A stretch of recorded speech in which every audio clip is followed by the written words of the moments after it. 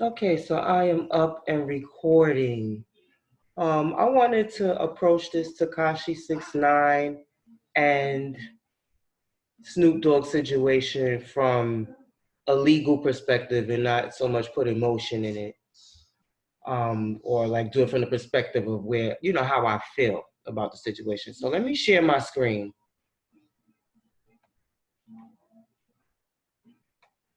Share my screen right quick and just get it. Okay, this thing is always in always. First, I want to talk about Tekashi's character a little bit because when he first came out, he came out as the kid who was wrongfully convicted. He was just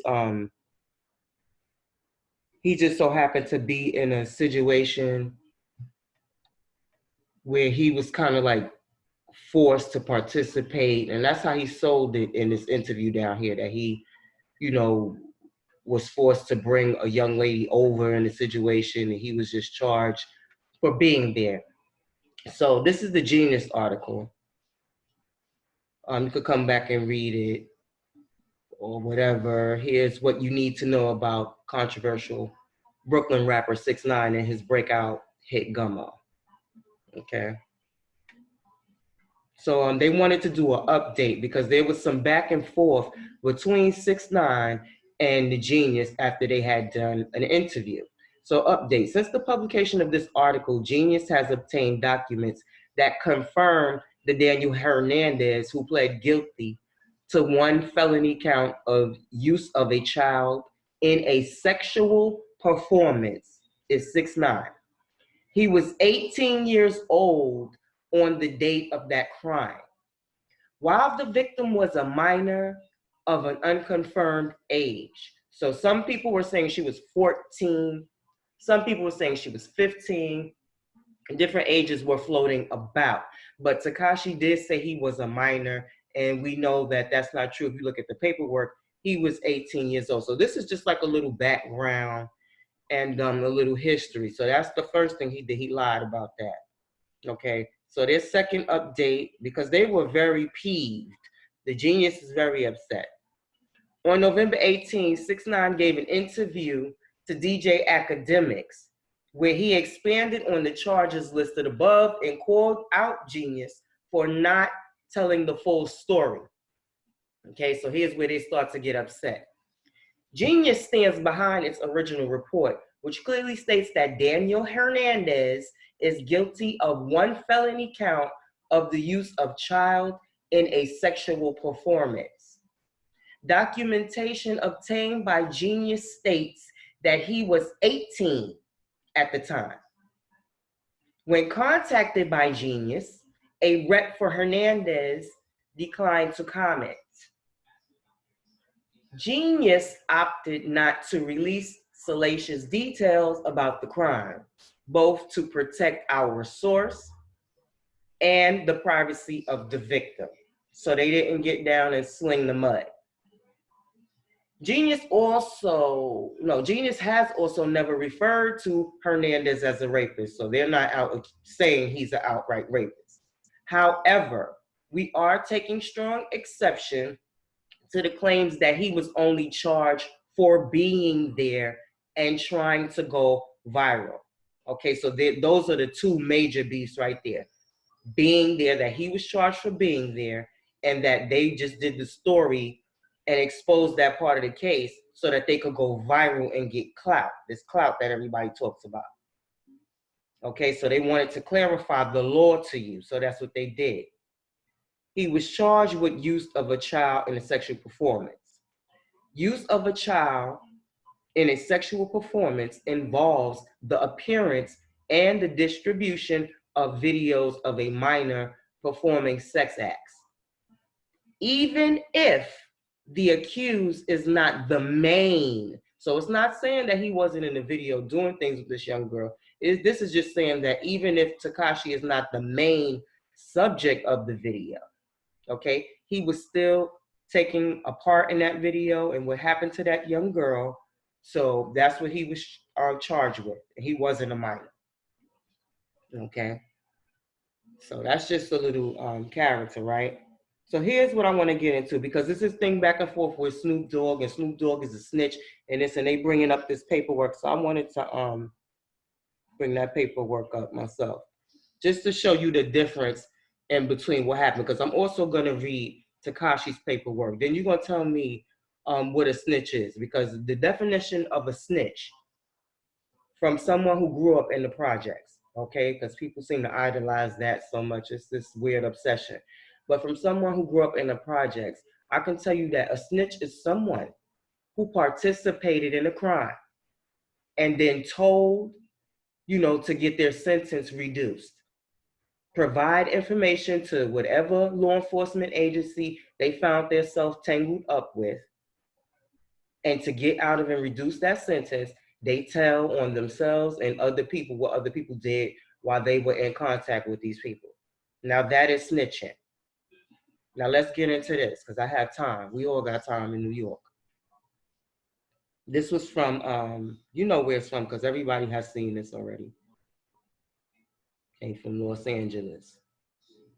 All right, and this is not because I'm in defense of anyone, but some things are just ridiculous, and it just needs to be an opinion. Whether 2 people or 3 people see it, it needs to be another opinion to the things that people are saying out here, because it sounds really ridiculous. Okay, if you just have an ounce of common sense. Gangster rap artists Calvin Brodus and Delmar A, because I'm, the pronunciation, were arrested by deputies Ron Sabatine and Jim Farrell for possession of less than 1 ounce of marijuana during an incident at the Universal, I think that says Amp High Theater, or we're just going to say theater. Deputies Sabatine and Farrell were working under a private entity contract providing uniformed deputies outside the backstage area of the theater.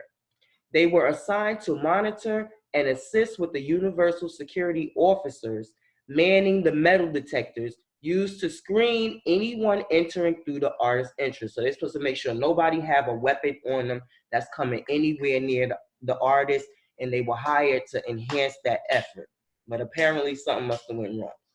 The incident began when 4 to 5 male African Americans approached Mr. Brodus. He recognized them as employees of Death Row Records, a company he just broke away from. One of them struck him in the face with his fist. Mr. Brodus and Mr. A and a third man, Priest Brooks, immediately ran out of the backstage area outside to where they knew the deputies were posted. That is what he was supposed to do, because he is a celebrity with lots of money and different things, and people got insurance and people are invested in this man.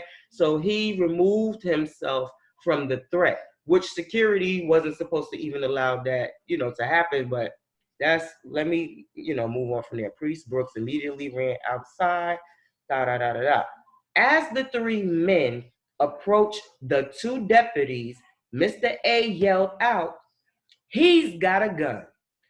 Deputies Sabatine and Farrell immediately patted all 3 men for weapons and discovered that both Brodus and Mr. A had a baggie of marijuana in their pockets. Boo-hoo. Deputy Sabatine requested assistance when he noted that approximately 60 males had exited the backstage area and were approaching them in varying degrees of hostility. Now this is the deputy.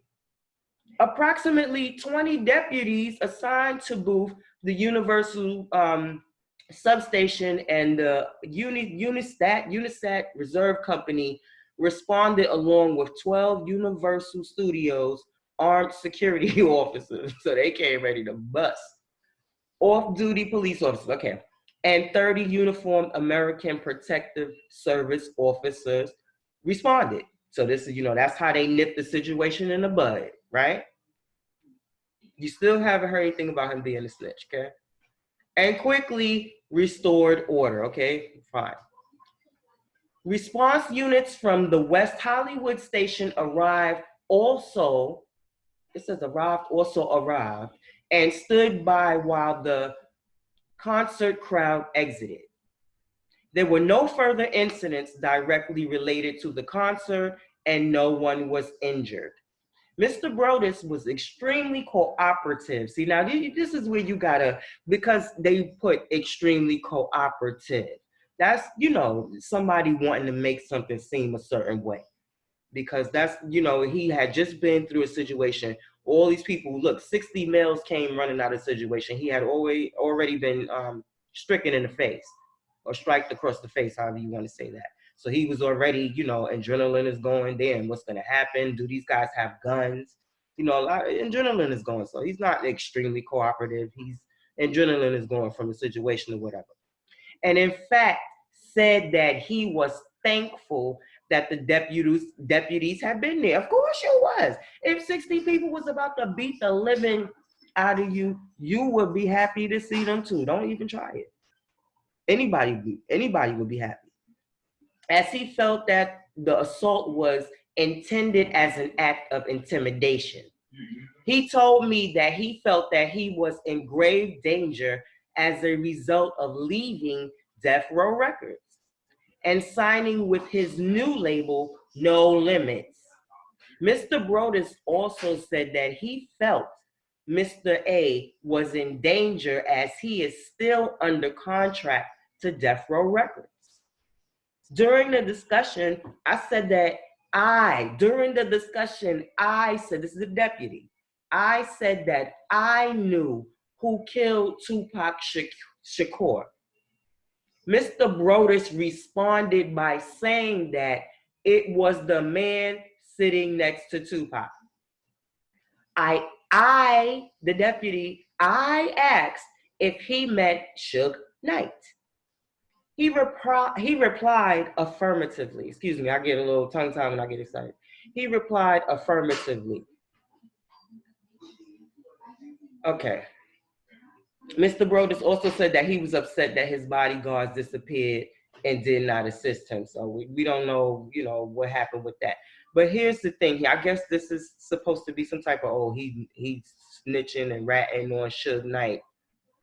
We don't know what that means. That's very vague. He could have just meant simply by the association of Tupac to Suge Knight that is what got him killed. Because they were doing, if you was in the 90s, like when you in your 40s or like late 30s or whatever, what, Suge and Pac was doing. They was stirring it up. They was mixing it up, kicking up dust. You know what I'm saying?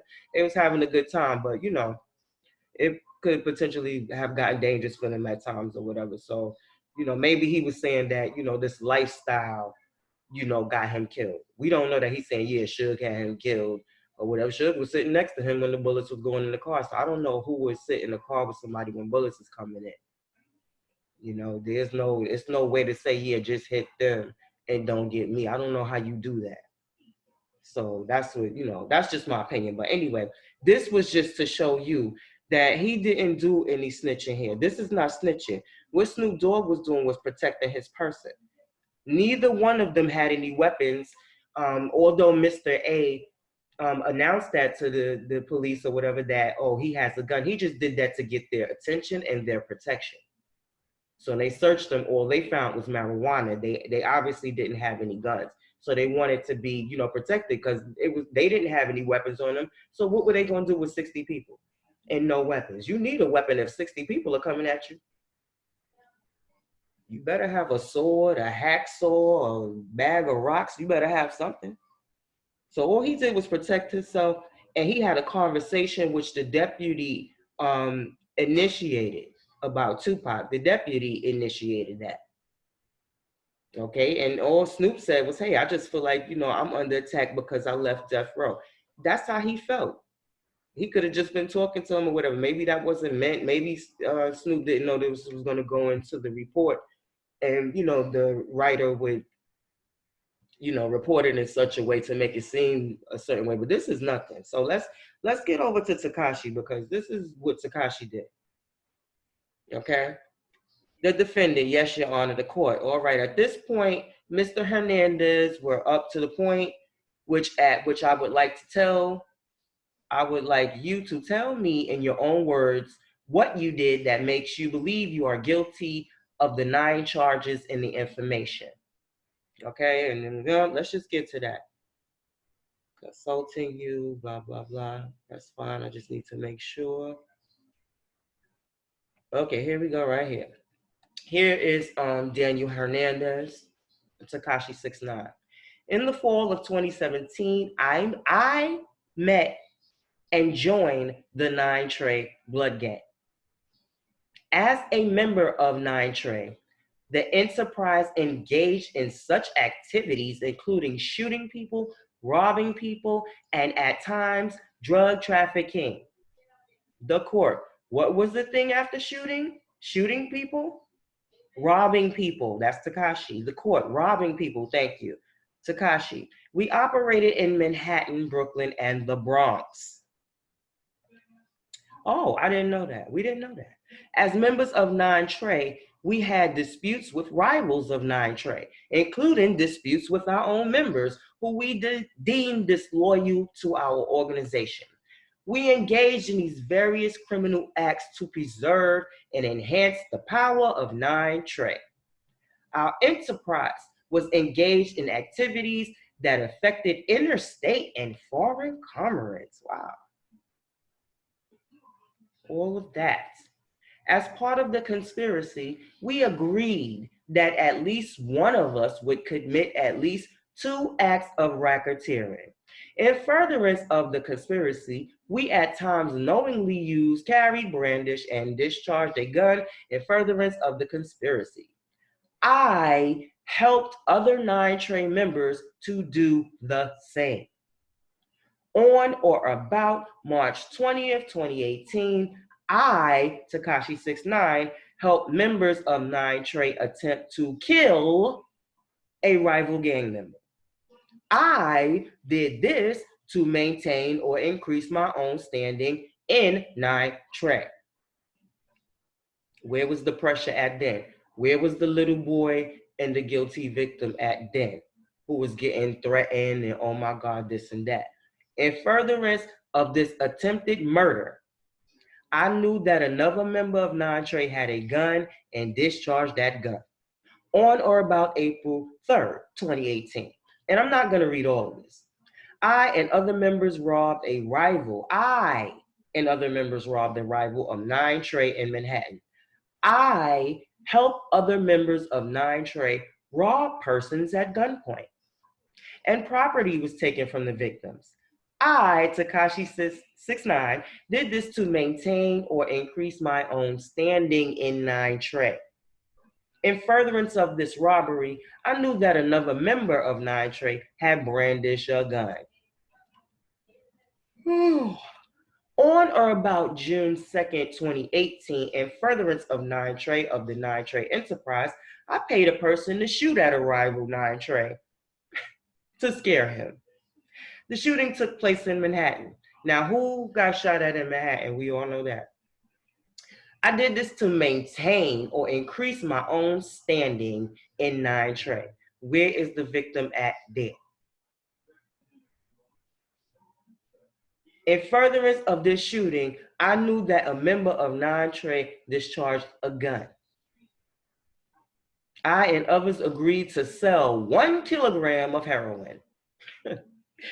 I participated in drug transactions, and I received a payment for my willingly participating in this drug transaction. Boom. Where's all the vixen? They robbing him. They doing it. The dude was participating in stuff.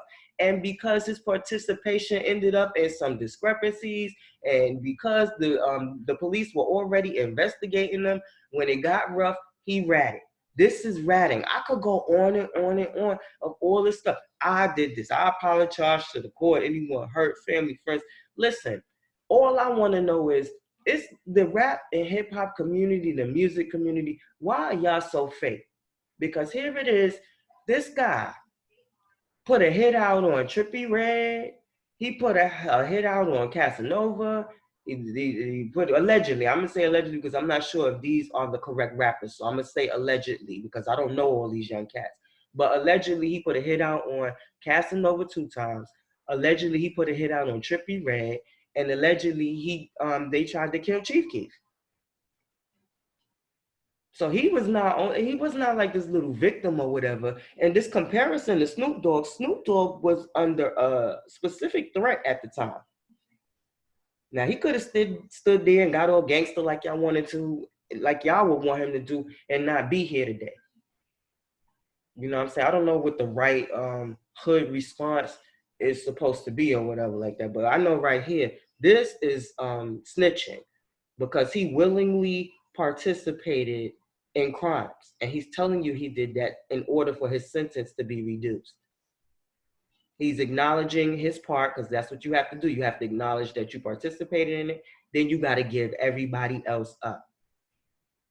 So my thing was, I don't know about his mom's being threatened and people be, oh my God, he was a victim and look what they did. My thing is this, he acknowledges right here that he participated and that he also profited from the non-trade organization. He benefited from the organization as well.